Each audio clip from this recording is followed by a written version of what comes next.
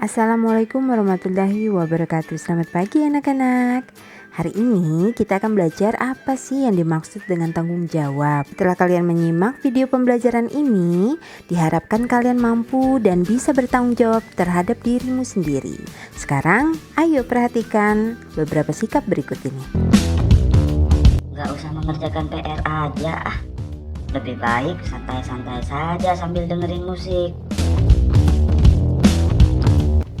Wah, Wowo ternyata tidak mengerjakan PR. PR itu adalah bentuk dari tanggung jawab loh. Apa yang dilakukan oleh Wowo itu tidak baik untuk dicontoh ya anak-anak. Tanggung jawab adalah sikap atau perilaku seseorang untuk melaksanakan tugas dan kewajibannya yang seharusnya dia lakukan, baik terhadap diri sendiri, keluarga, masyarakat, lingkungan alam, lingkungan sosial dan budaya, negara, maupun Tuhan Yang Maha Esa. Ada 5 macam bentuk dari tanggung jawab ya. Yang pertama adalah tanggung jawab terhadap diri sendiri, tanggung jawab terhadap keluarga, tanggung jawab terhadap masyarakat, tanggung jawab terhadap bangsa dan negara, serta tanggung jawab terhadap Tuhan. Baiklah, kita akan membahasnya satu persatu ya.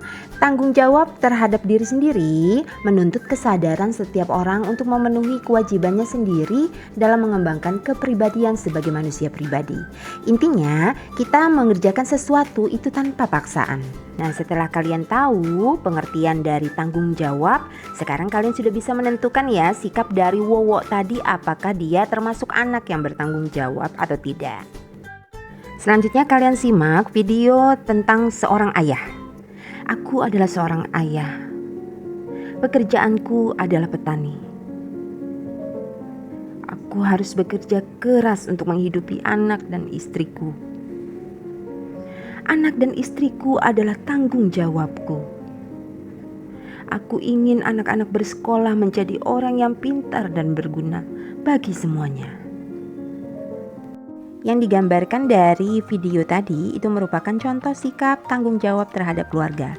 Sang ayah yang bekerja keras untuk menafkahi keluarganya serta mencukupi kebutuhan pendidikan anak-anaknya itu merupakan salah satu bentuk sikap tanggung jawab terhadap keluarga.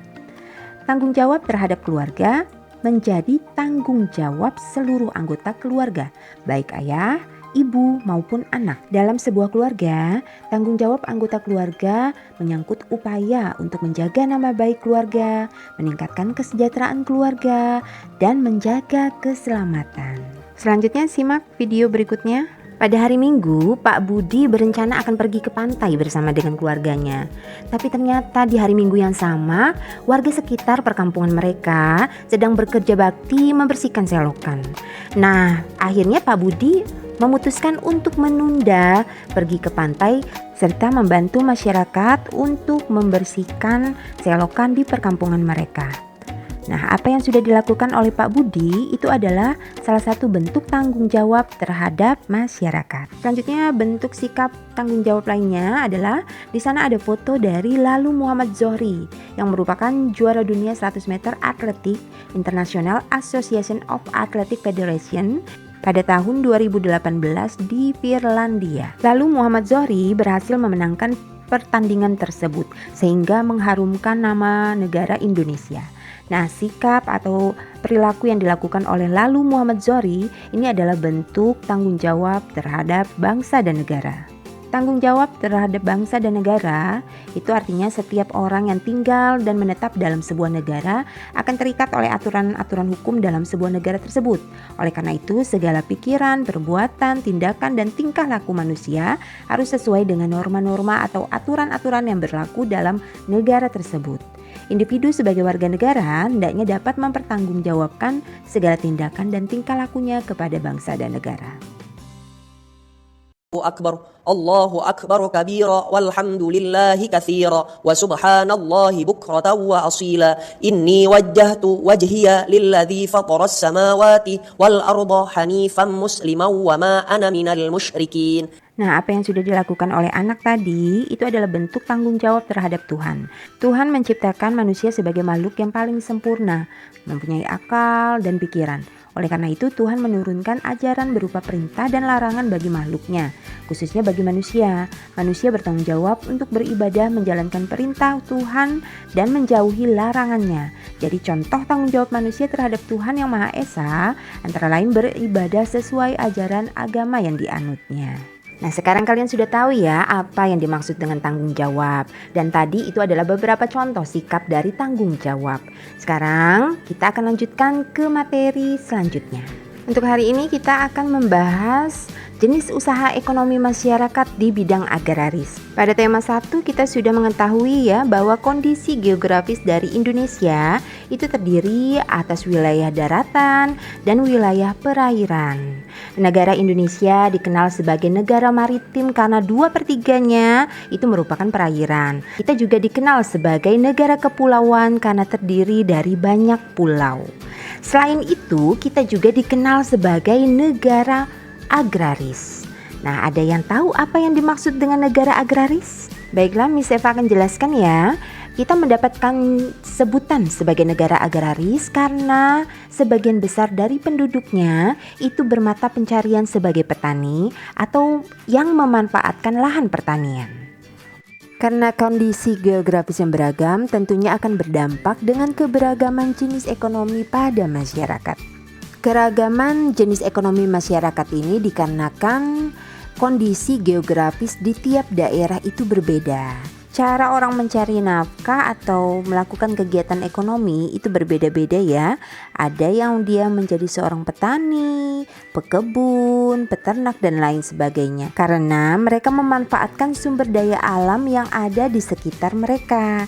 Contohnya kalau dia tinggal di pesisir pantai, maka dia akan memanfaatkan alam di sekitarnya dengan mencari ikan. Ada yang menjadi pekebun karena dia tinggal di dataran tinggi, ada yang beternak ayam dan lain sebagainya. Nah, apa ya yang dimaksud dengan kegiatan ekonomi? Kegiatan ekonomi adalah semua kegiatan yang dilakukan manusia untuk memenuhi kebutuhan hidupnya. Kegiatan ekonomi atau cara orang mencari uang itu bertujuan untuk memenuhi kebutuhan hidupnya. Dan agar tercipta kehidupan yang nyaman, maka kita harus saling menghargai jenis kegiatan ekonomi atau pekerjaan orang lain. Lalu apa saja ya jenis kegiatan ekonomi pada masyarakat? Yang pertama adalah pertanian, lalu perkebunan. Nah, untuk pertanian dan perkebunan itu masuk ke sektor agraris. Kemudian yang ketiga peternakan, perikanan, pertambangan, kehutanan, perdagangan, perindustrian dan pelayanan jasa. Sebagai negara kepulauan, Indonesia dikaruniai sumber daya alam yang melimpah. Karunia ini sudah sepantasnya kita syukuri dengan memanfaatkannya secara bijak. Pemanfaatan sumber daya alam tersebut dapat dilihat pada berbagai bidang usaha. Salah satunya adalah bidang usaha agraris. Untuk sektor usaha agraris ini banyak dijumpai di pedesaan dan pegunungan ya. Untuk hasil pertanian dan perkebunan itu adalah padi, jagung, ubi, kedelai. Kemudian ada sagu, umbi-umbian, sayuran, buah-buahan, dan masih banyak lagi. Nah, cara meningkatkan sektor agraris itu ada beberapa cara ya. Cara yang pertama adalah dengan cara intensifikasi, lalu ada ekstensifikasi, diversifikasi, rehabilitasi, dan mekanisasi. Nah, sekarang kita akan bahas satu persatu ya, apa sih artinya. Yang pertama adalah intensifikasi. Apa ya maksud dari intensifikasi? Bisa saya jelaskan ya. Intensifikasi adalah suatu usaha yang dilaksanakan dengan tujuan untuk meningkatkan hasil produksi. Umumnya, cara yang ditempuh adalah dengan memaksimalkan produktivitas dari semua faktor produksi yang dimiliki. Contoh cara intensifikasi adalah menggunakan bibit padi dengan masa tanam pendek. Yang kedua adalah ekstensifikasi. Apa ya yang dimaksud dengan ekstensifikasi? Ekstensifikasi adalah upaya yang dilaksanakan dengan tujuan meningkatkan hasil dari produksi dengan jalan memperluas atau menambah dan semacamnya faktor produksi yang dipergunakan. Dan contohnya adalah menebang pohon dan menjadikannya lahan pertanian. Diversifikasi. Nah, apa ya diversifikasi? Diversifikasi itu adalah upaya dalam meningkatkan hasil produksi namun dengan cara menambahkan jenis hasil produksi sehingga beraneka ragam.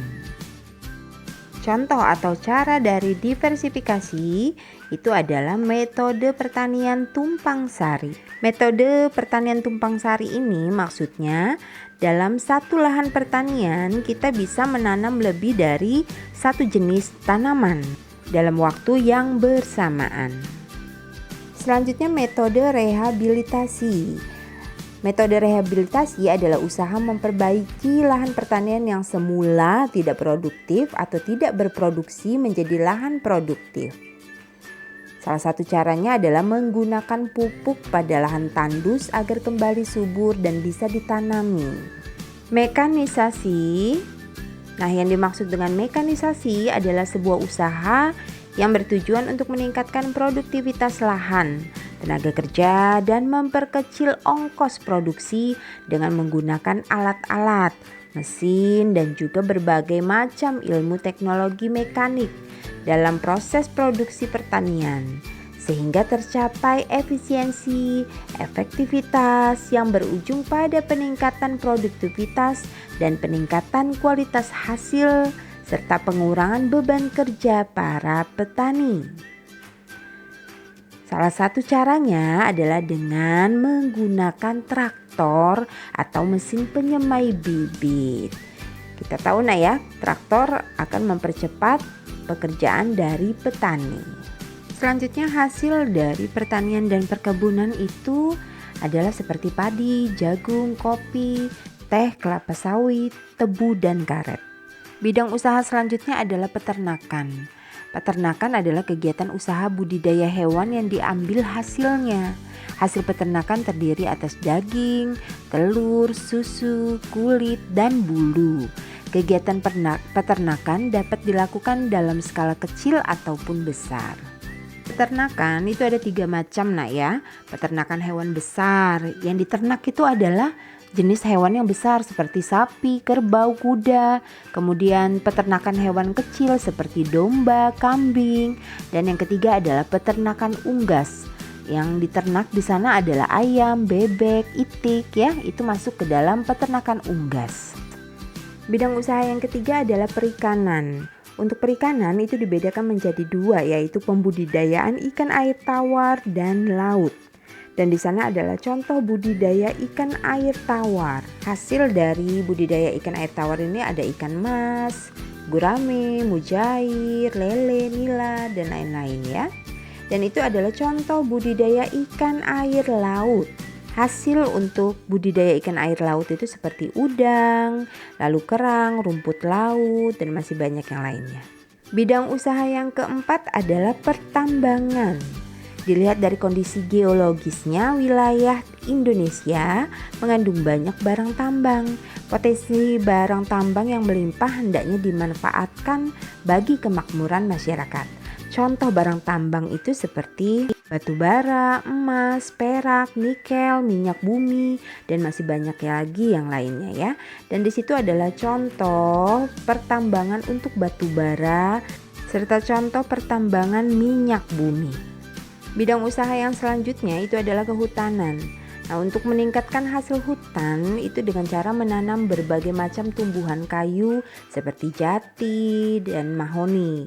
Namun sekarang banyak hutan yang kondisinya seperti ini. Banyak manusia yang memanfaatkan hutan dengan tidak bertanggung jawab, menebang pohon semaunya sehingga membuat keadaan hutan menjadi seperti itu. Kawasan hutan perlu dihijaukan kembali agar hutan tidak semakin rusak. Jika hutan Indonesia kembali hijau, hasil hutan kembali melimpah. Bidang usaha selanjutnya adalah perdagangan. Perdagangan adalah kegiatan membeli barang dan menjualnya kembali kepada konsumen. Kegiatan perdagangan tidak hanya mencakup satu daerah atau satu negara ya, akan tetapi kegiatan perdagangan dapat dilakukan antar negara.